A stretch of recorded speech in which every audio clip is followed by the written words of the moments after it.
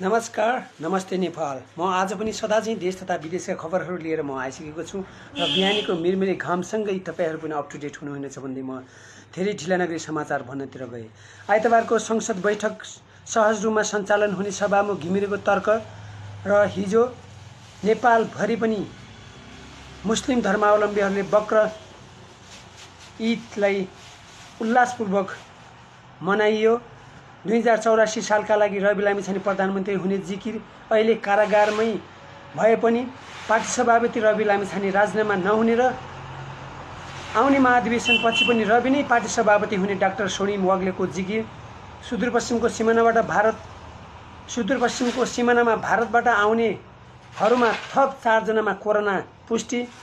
अमेरिकामा बेपत्ता भएकी ममता काफ्लेको घर नजिकै एउटै परिवारमा 4 जना नेपालीको मृत फेला परेपछि अमेरिकन स्थित नेपाली समुदाय शोकमा। नेपाली कांग्रेसको भारतीय संगठनको भवन बनाउन शहरी विकास मन्त्रालयले 3 करोड बजेट छुट्याएको कुरालाई लिएर देशभरि नै आलोचना भएको छ। 2072 सालको भूकम्पपछि अमेरिकामा टिपिएस बसोबास पाएको सबै नेपालीहरूलाई घर फर्काउने भएको छ। पतञ्जलि प्रकरणको फाइल 10 वर्षपछि बल्ल खुल्यो।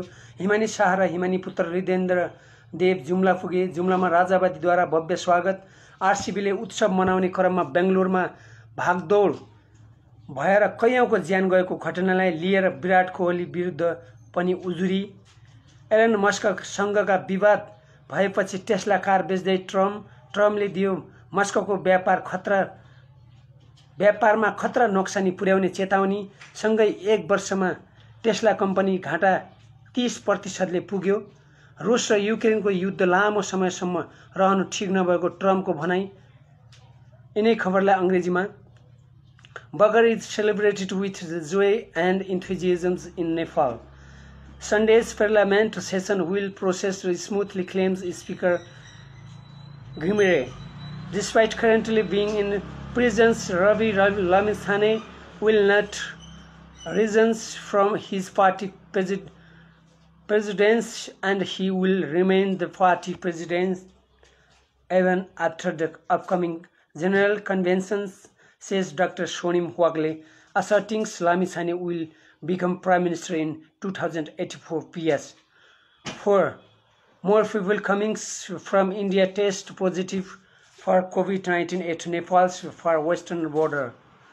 Nepal communities in the US mourns after 4 Nepalese from the same family were found dead near the home of missing Mamata Kafle.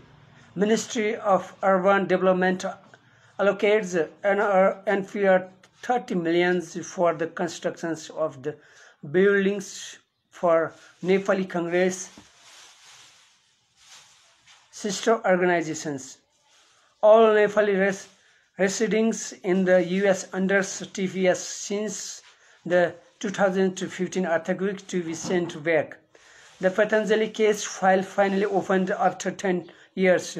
Himani Shah and her son Hridendra arrived in Jumla where royalists welcomed the grandly.